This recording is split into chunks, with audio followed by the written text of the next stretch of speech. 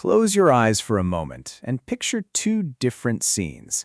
The first is June 11th, 2026, the Estadio Azteca in Mexico City, the same concrete bowl where Pelé lifted the trophy in 1970, the same pitch where Maradona scored the hand of God, and then, 4 minutes later, the goal of the century in 1986. 87,000 people packed into a stadium that breathes football the way other buildings breathe air. The opening match of the 2026 World Cup, the first whistle of the biggest tournament in football history. The second scene is the following morning. 11 American cities, 11 NFL stadiums, some of the largest venues on Earth, purpose-built for a sport with different rhythms, different cultures, different traditions than the game that will be played inside them this summer. Stadiums that hold 80, 90, 100,000 seats. Stadiums where the question being asked, quietly but genuinely, is whether the people sitting in those seats will understand what they're watching, whether they'll feel it the way football people feel it, whether the atmosphere will be what a World Cup atmosphere is supposed to be. Now, I'm not saying the United States can't deliver a great World Cup. History says it can. The 1994 tournament, the last time America hosted, set the all-time attendance record with 3.5 million spectators that no edition since has broken. It was the tournament that spawned MLS, cultivated a generation of American football fans, and proved that a country without a deep football tradition could stage one of the great editions of the competition. That record still stands 32 years later. But something feels different in 2026, and the difference is worth exploring honestly as the tournament stands 18 days away.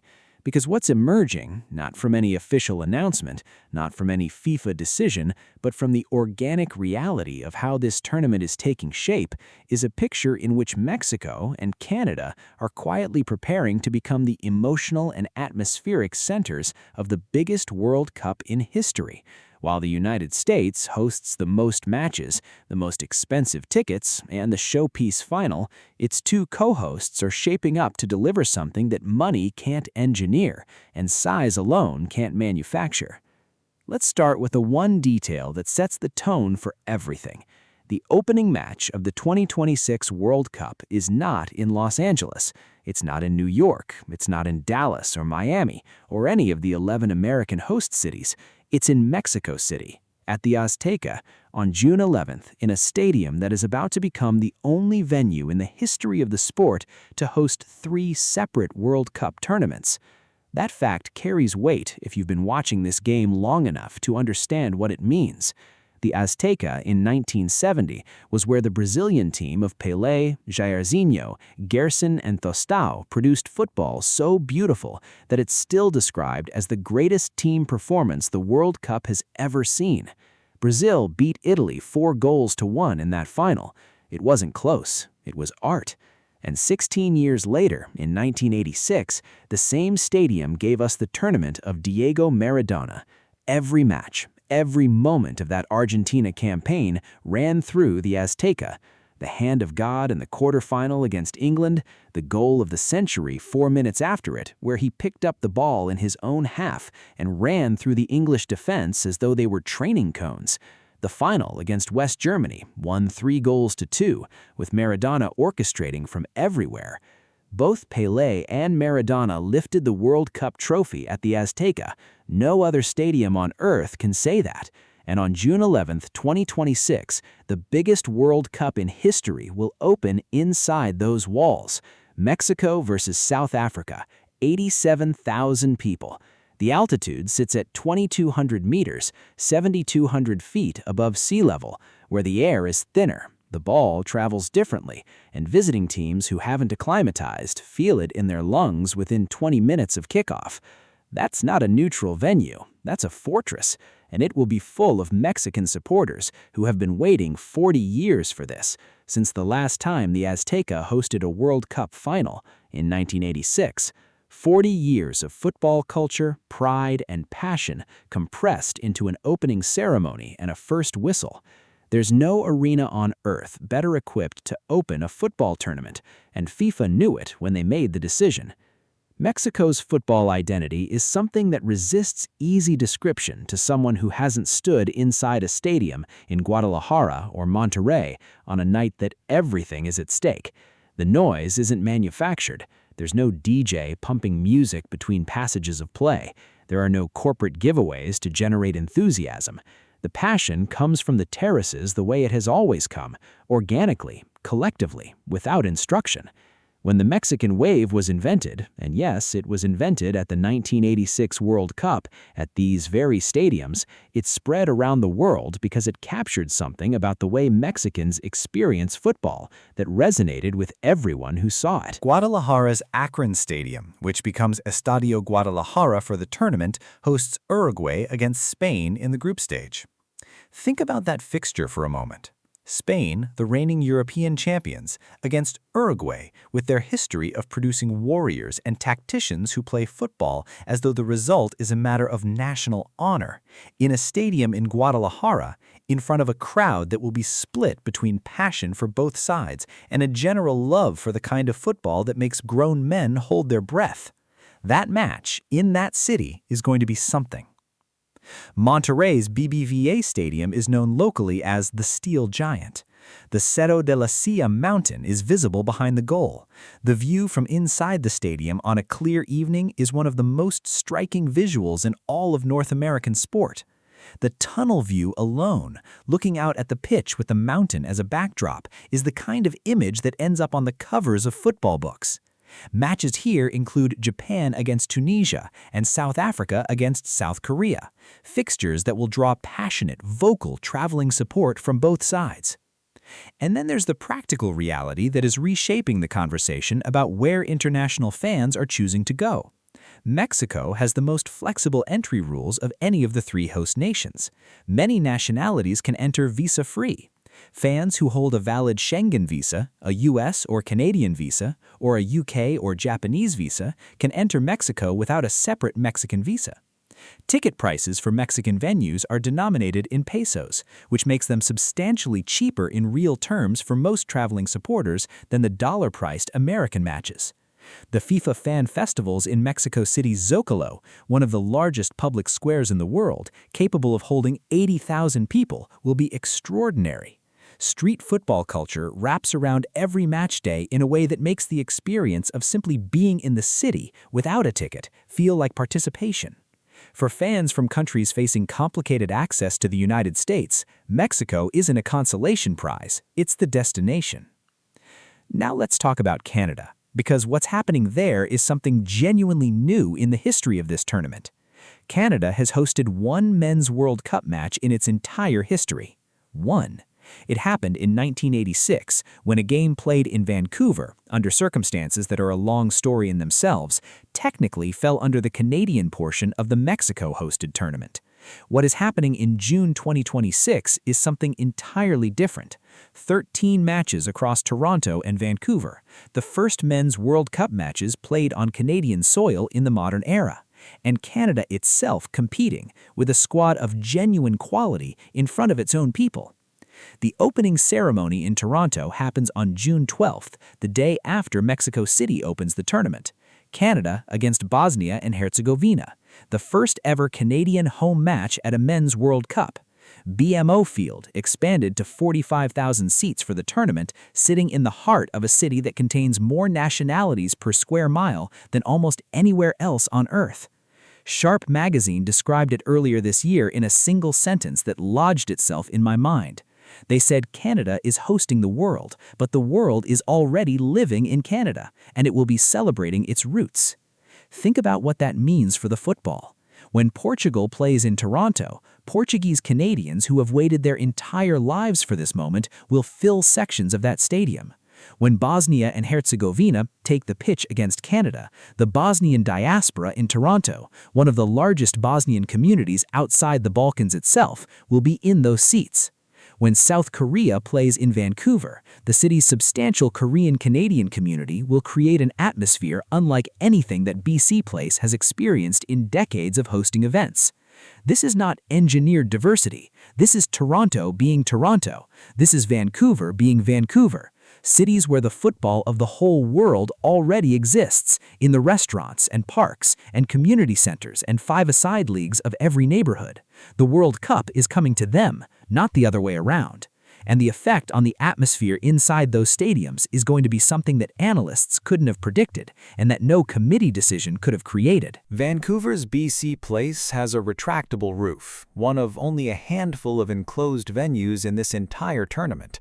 In a summer where more than 20 scientists have written publicly to FIFA, warning that dangerous heat conditions could affect matches at open stadiums across the American South, BC Place's roof takes on an added significance. Vancouver also hosts 7 matches, 5 in the group stage, then a round of 32 and a round of 16 knockout game, which means the city will have World Cup football running deep into the tournament, into the stage where the best teams in the world are still standing, and the stakes of every match are total. The mountain backdrop visible from BC Place is, in the genuine sense of the word, irreplaceable. It is the only World Cup venue in 2026, or in any World Cup anywhere at any time, where you can watch football with snow-capped mountains behind the stand. That image, repeated across billions of television screens around the world over 5 weeks, will do more for Canadian football culture than any amount of investment or promotion could achieve. Now, I want to be fair about what the United States brings to this tournament, because it brings a great deal, and it would be dishonest to pretend otherwise. 11 cities, 78 matches, the quarterfinals, the semifinals, and the final. The knockout stage of this World Cup, from the round of 16 onwards, is entirely American territory. MetLife Stadium in New Jersey hosts the final on July 19th, in the shadow of New York City, in a region that contains the largest football diaspora community in the world outside of its nations of origin. The South American communities in New Jersey and New York, Argentine, Colombian, Brazilian, Ecuadorian, are going to make the knockout rounds of this World Cup feel like something very specific and very loud. The American venues in this tournament have genuine football credentials. Lumen Field in Seattle, home of the Seattle Sounders, one of the most supporter-driven clubs in MLS, produces atmospheres that visitors describe as remarkable. Arrowhead Stadium in Kansas City once held the Guinness World Record for the loudest crowd roar at a sports stadium. Lincoln Philadelphia Field, whose supporters are, and I say this as a compliment, among the most uncompromising crowds in American sport, and SoFi Stadium in Los Angeles, a venue of genuine architectural beauty in a city with a football-following population drawn from every Spanish-speaking nation in the Americas. Houston has a special significance in this story. Of all the American cities hosting in 2026, Houston may have the strongest organic football culture. It is, by many measures, the most ethnically diverse city in the United States. Its Hispanic population alone makes football a genuine community sport, not an imported entertainment product. When matches are played at NRG Stadium, the stands will not be filled with curious first-timers. They'll be filled with people who grew up with this game. But the broader American picture, 11 cities spread across vast distances, most of them NFL stadiums built for a different sport and a different culture, does raise a question that the 1994 tournament ultimately answered in America's favor, but which is being asked more urgently in 2026. Can a country fall in love with a game it has been trying to love for decades during 5 weeks in the middle of summer, when the match tickets cost $500 and the train to the stadium costs $150? The answer in 1994 was yes, emphatically, record-settingly yes. The country threw itself into that tournament in a way that surprised the football world and produced an edition that people who were there still talk about with genuine fondness. It was not just the attendance numbers, it was the heat, the noise, the Brazilian fans who turned New Jersey's Giant Stadium into the Maracanã for an afternoon, the Colombian supporters who created something extraordinary at every venue they visited, the Italian community in New England who made Foxborough feel like it was somewhere else entirely. That spirit, the spirit of the immigrant football community in America expressing itself through the World Cup, is still there, It didn't go anywhere between 1994 and now, and in the American cities where those communities are concentrated, Houston, Los Angeles, Miami, New York, it will surface this summer in ways that justify the tournament being held there. The question is whether it surfaces enough, consistently enough, across all 11 cities and all 78 matches to give those enormous stadiums the atmosphere they require. Mexico and Canada don't have that problem, not because they're better hosts, but because their circumstances are different. Mexico has deep football culture in every corner of every host city. Canada has football culture that lives in the diaspora communities of every nation competing. Neither country needs to manufacture enthusiasm. The enthusiasm already exists. It's just waiting for the tournament to begin. What does this mean for the football itself? On the pitch, nothing changes. The same teams play the same matches regardless of which country they're in. But football isn't only the 90 minutes. It's the walk to the stadium. It's the noise from 2 hours before kickoff. It's the flags hanging from apartment windows and the songs that drift from the fan zones into the streets. It's the feeling when you're sitting in the upper tier before the players emerge from the tunnel that something is about to happen and you're genuinely part of it. That feeling will be present across all 3 host nations, but it will be most concentrated, most organic, most historically rooted in Mexico, and most unexpectedly powerful in Canada, where a country hosting the World Cup for the first time is about to discover with some surprise that football was already home. The United States will produce the images that define the tournament's conclusion: MetLife, the trophy, the confetti.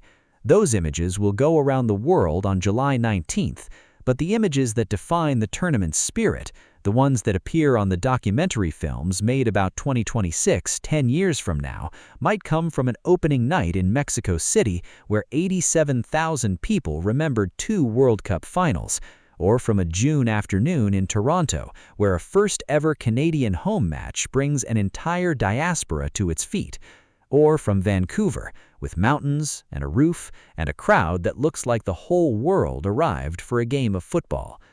I'd be curious what you think. If you could choose where to be for the group stage of 2026, which country would you pick?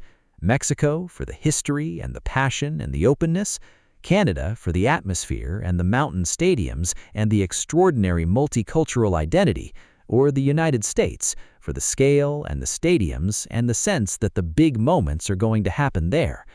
Drop your answer in the comments. It's the kind of question football people actually debate, and I mean it genuinely. If this kind of storytelling about the game is worth your time, a like helps reach more people who love football the way we do. Subscribe if you want to follow the full story of this tournament, the build-up, the matches, the moments that will define it, from June 11th all the way to July 19th. The World Cup is 18 days away. In Mexico, they've been ready for 40 years. In Canada, they've been ready their whole lives without quite knowing it. And in the United States, they're about to find out again what it means to host the game the world loves most. Football at this scale is never just a tournament, it's a moment in time, and 2026 is going to be one of them.